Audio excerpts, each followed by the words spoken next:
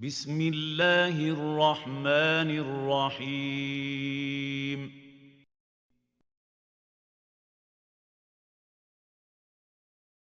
Kak Zuma juga. Bismillahirrahmanirrahim. Alhamdulillahirrabbilalamin. Wassalatu wassalamu ala ashrafil mursalin wa ala alihi wa sahbihi ajma'in. Walhamdulillahirrabbilalamin. Baik, Alhamdulillah. Hari ini sekali lagi kita dalam surah Az-Zumar. Minggu lepas kita tadabbur ayat 53 kan. Kali ini ke belakang sikit. Ayat 42. Cuma hari ini kita nak sedikit renungan. Kita nak fokus sikit renungan kita tentang satu ayat ni, ayat ke-42 ni yang sangat halus. Tetapi cukup kalau diamati betul-betul, cukup menggerakkan hati kita. Di mana ayat ni secara amnya dia nak cerita kepada kita ialah tentang perjalanan ruh kita setiap hari. Benda ni kita dah faham sangat dah. Kita tahu jasad kita ni ada ruh dia. Tetapi disebabkan dah kebiasaan, kita tak nak renung. Kita tak nak amat-amati. Kita tak nak hayati. Jom kita baca ayat dia dulu. A'udzubillahi minasyaitanirrajim. Allahu yatawaffal anfusa hina mautiha wallati lam tamut fi manamiha. Fayumsikul lati qada 'alaiha al-mauta wa yursilul ukhra ila ajalin musamma. Inna fi dzalika laayatil liqaumin yatafakkarun. Tengok ya. Allah yang menguasai segalanya, ia mengambil dan memisahkan satu-satu jiwa dari badannya. Jiwa orang yang sampai ajalnya semasa matinya dan jiwa orang yang tidak mati dalam masa tidurnya. Kemudian ia menahan jiwa orang yang ia tetapkan matinya dan melepaskan balik jiwa yang lain ke badannya sehingga sampai ajalnya yang ditentukan. Sesungguhnya yang demikian itu mengandungi tanda-tanda yang membuktikan kekuasaan Allah bagi kaum yang berfikir untuk memahaminya. Jadi ayat ni berakhir dengan liqaumi yatafakkarun. Jadi kita nak fikirkanlah, kita nak hayati, kita nak renungi apa dia rahsia perjalanan ruh kita. Tapi bila kita baca terjemahan ni dia macam panjang sikit, macam payah nak faham, berbelit-belit. Mari kita huraikan. Kita huraikan satu persatu. Jadi daripada ayat ni, apa yang kita faham? Yang kita faham, Allah tu ambil roh kita dua kali. Allah ambil roh kita berapa? Dua kali. Allah beritahu ada dua jenis wafat kat dalam ayat ni. Iaitu wafat yang sebenar. Mati betul-betul lah. Iaitu mati yang sebenar. Wafat besar lah tu. Mati besar. Wafat besar. Yang kedua, wafat kecil. Iaitu ketika tidur. Jadi setiap malam. Bukan setiap malam lah. Maknanya setiap hari. Setiap malam tu setiap hari lah kan. Setiap hari Allah akan ambil roh kita. Lepas tu, kalaulah kita punya ajal kita masih ada lagi, Allah kembalikan semula pada waktu kita bangun ataupun waktu pagi. Allah kembalikan balik. Jadi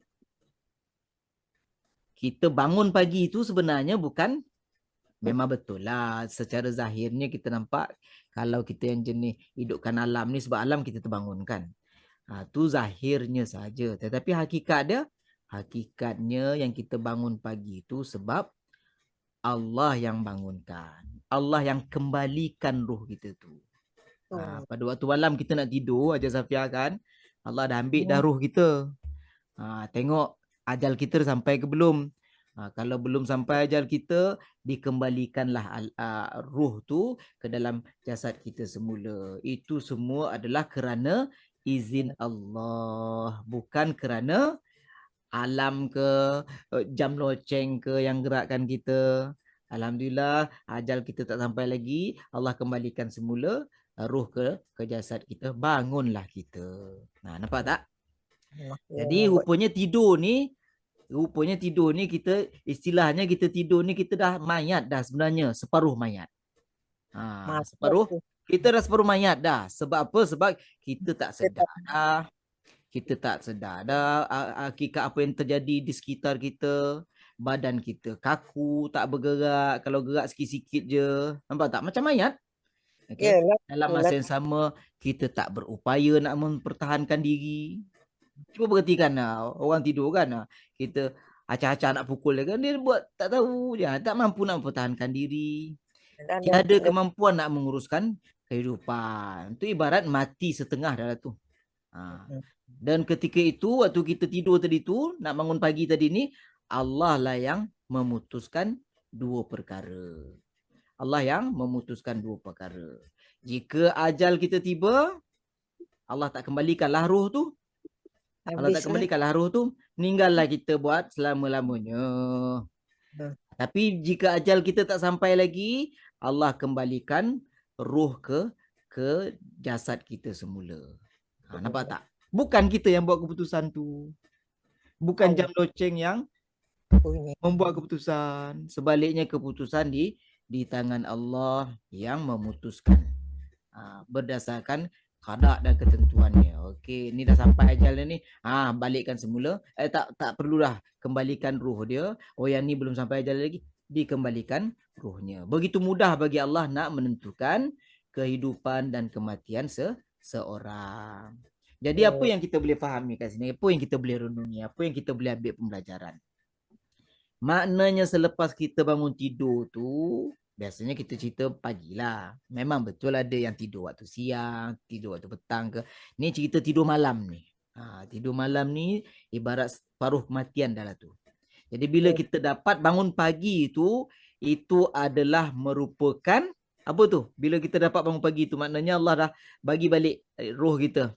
Sebab ajal kita sampai lagi. Itu adalah merupakan apa tu? Merupakan peluang baru. Kesempatan baru. Ini bukannya maknanya hidup kita tu automatik ya. Pukul 6 roh kita sampai balik. Tak, bukan macam tu ya. Bukan, hidup ni bukan automatik. Itu semua di bawah di tangan keputusan Allah. Okey. Jadi bila kita bangun pagi tu, bayangkanlah ini sebenarnya peluang yang baru yang Allah bagi kepada kita. Allah pinjamkan sehari demi sehari kepada kita. Maknanya setiap hari kita ni, kalau macam bekerja tu, kontrak kita dah habis dah patutnya malam ni. Kalau kontrak kita nak disambung, bangunlah kita besok. Kalau kontrak kita tak disambung, ke alam lain lah kita berpindah. Ke alam lain kita berpindah nanti saja. Jadi bila setiap kali kita bangun tu, syukurlah kepada Allah kerana Allah memberi kita peluang baru. Peluang untuk apa? Peluang untuk membaiki kelemahan semalam, peluang untuk bertaubat kesalahan-kesalahan terdahulu, peluang untuk kita nak baiki solat kita ke, peluang untuk kita nak memperbanyakkan amal. Jadi ini peluang. Maknanya setiap pengajaran kita dapat, setiap kali kita bangun tu adalah peluang baru. Peluang dan kesempatan baru untuk memperbaiki apa yang terkurang sebelum ni. Untuk nak memperbanyak bekalan yang akan dibawa. Itu yang terbaik tu. Jadi kita dah tahu ini adalah satu peluang. Sebab itulah Nabi anjurkan setiap kali kita bangun, kita ada baca doa kita kan. Apa doa dia? Allah Ustaz, Allah barik lana, janganlah Allah barik lana. Allah barik lana itu doa makan kita kan. Alhamdulillah. Tahu mula-mula je dah alhamdulillah dah.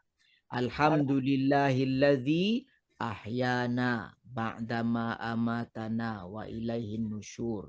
Segala puji bagi Allah yang menghidupkan kita setelah mematikan kita. Nampak tu, kita mati. Kita dah mati dah waktu tidur kita tu. Dan kepadanya lah kita kembali. So tidur kita ni adalah mati yang belum sampai ajal lagi. Kalau dah sampai ajal, kita dah tak bangun dah. Belum sampai ajal, Allah kembalikan roh tu kepada kita untuk bagi kita kesempatan dan peluang baru. Jadi memanfaatkan setiap pagi itu, ini adalah satu peluang. Ini adalah satu kesempatan baru yang Allah beri pada kita. Justeru, ini yang pentingnya. Kalau kita dah tahu itu peluang, kesempatan yang baru Allah bagi kepada kita, justeru setiap kali kita nak tidur malam tu, pastikanlah diri kita sentiasa dalam keadaan siap siagalah. Maknanya janganlah kita tidur dalam keadaan kita berdosa. Janganlah kita tidur dalam keadaan hati kita keras. Janganlah kita tidur dalam keadaan hubungan kita dengan Allah renggang. Kita tak tahu pun. Kita tak tahu waktu kita nak tidur tu siapa yang boleh pastikan. Siapa yang boleh bagi jaminan Allah akan kembalikan roh kita semula? Tak ada. Tak ada. Adakah Allah nak kembalikan roh kita besok pagi? Tak pasti lagi. Bukan kerja kita dan bukan di dalam bidang kuasa kita. Ramai je orang yang tidur tengok besok dah tak bangun. Tak ada sakit pun, tak ada tanda-tanda pun. Tiba-tiba kejut-kejut je dah tak bangun. Jadi sebelum kita nak mengharapkan satu peluang baru kita bangun tu, awal-awal lagi sebelum tidur tu kita bersihkanlah diri kita daripada sebarang kekurangan, sebarang dosa. Taubat sebelum tidur, baca doa yang patut, muhasabah diri, baca zikir, kan? Tidurlah dalam keadaan yang tenteram, tidurlah dalam keadaan keimanan, yang mana kita tak tahu lagi besok sama ada dipulangkan balik roh kita ataupun tidak. Nampak tak? So tu sebelum tidur tu. Tadi tengok ya, waktu kita bangun tidur itu adalah peluang. Itu adalah kesempatan yang baru untuk kita buat yang terbaik. Yang sebelum tidur pula, ini adalah kita tak tahu lagi ni macam mana besok ni. Jadi buat persiapan sebelum tidur. Perbaiki diri kita, taubat kita sebelum tidur. Pastikan kita tidur tu dalam keadaan ketenangan. Pastikan hubungan kita dengan Allah sebelum tidur tu dalam hubungan yang baik. Jadi apa yang kita boleh renung daripada ayat ni?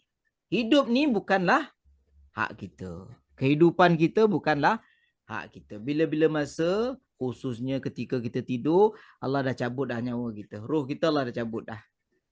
Keputusan di tangan dia untuk nak pulangkan ataupun tidak. Okay. Jadi kita ni sebagai apa ni? Kita ni sebagai bukan pemilik kepada hidup ni. Tak. Kita hanya pemegang amanah aja. Yang memiliki kehidupan kita ialah Allah Subhanahu Wa Taala. Kita pemegang amanah, bila-bila masa Allah boleh tarik balik pemilikan tu. Nampak tak? Jadi ayat yang terakhir ni tengok ya, inna fi dzalika laayatil liqaumi yatafakkarun.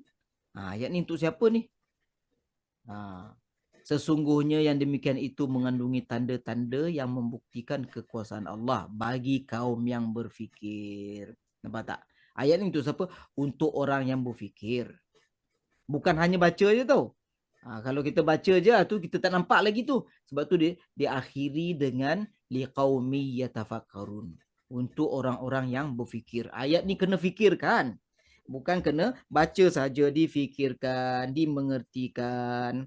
Ya, adakah kita selama ni benar-benar bersyukur? Kita fahamkanlah, kita fikirkan betul-betul. Rupanya tidur ni adalah mati rupanya. Mati sementara, menunggu keputusan Allah nak pulangkan ke tidak. Kalau dipulangkan balik, merupakan kesempatan baru. Kalau tak dipulangkan, bertukarlah kita ke alam yang lain. Jadi kita fikirkan tu. Dan kita fikirkan juga, adakah selama ini bangun pagi kita tu kita bersyukur? Adakah kita baca doa alhamdulillah? Ya, kita baca doa Ustaz, tapi kita tak menghayati kan. Kita baca doa alhamdulillah. Puji dan syukur kepada Allah. Atas apa? Atas dia pulangkan balik roh kita. Bagi kita kesempatan baru. Bagi kita peluang baru. Untuk nak memperbaiki. Untuk nak menutup kelompongan. Untuk nak mengelokkan cacat celah kita. Untuk nak bertaubat. Kan? Adakah kita betul-betul bersyukur? Sebab tu diakhiri dengan yatafakkarun ni. Fikirkan tak? Selama ni. Kita selalu selama ni kita bangun je. Ini tak siap lagi. Ini tak buat. Kita fikir kerja je dulu.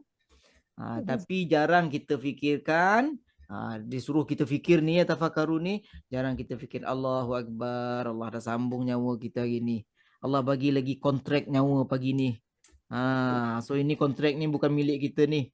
Kontrak ni adalah milik Allah. Kita pegang amanah je. Hasil akhir bulan malam sekarang dia tak perbarui kontrak kita. Sudah.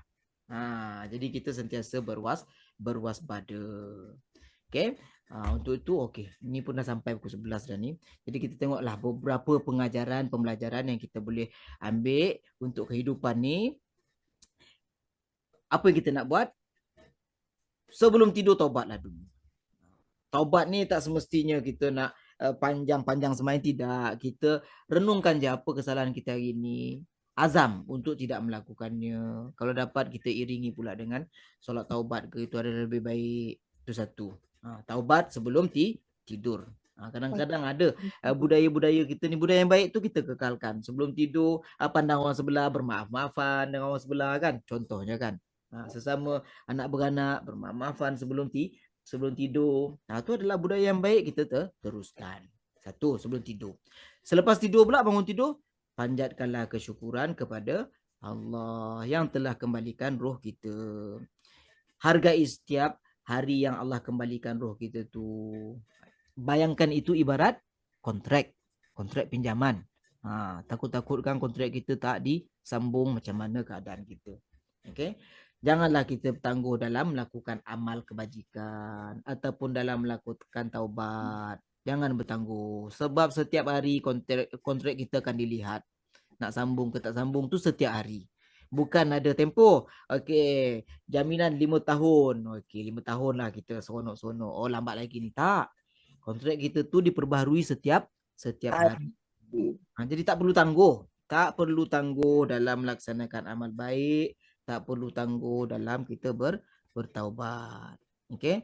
Dan akuilah hakikat dia. Apa dia? Bahawa ajal tu bila-bila masa. Tidak tunggu hari tua. Tidak tunggu masa tertentu. Tidak perlu tunggu sakit ke. Kena ada nazak dulu ke. Tak perlu. Anytime saja Allah boleh tarik balik kontrak dia. Tak pulangkan roh kita. Kematian itu menunggu kita. Okey. Malam Allah tak pulangkan je roh, dah matilah kita, habislah kita. Bertukarlah kita ke alam yang lain. Kan? Jadi untuk itu sama-samalah kita ambil iktibar. Setiap pagi yang kita dapat dikembalikan roh tu, bersyukurlah sebanyak-banyaknya kepada Allah. Sebelum kita tidur tu, renungkanlah diri kita. Insafilah segala kesilapan yang kita telah lakukan. Wallahu a'lam. Nenek saya dulu tidur Ustaz, waktu pagi dah suruh bangun dia dah tak bernyawa. Allahu Akbar. Itulah kata aja, tak tentu aja, bukannya kira orang tua je yang pergi, tak. Ini ibarat kontrak. Kontrak. Bila toke nak batalkan kontrak tu, habislah bila masa je.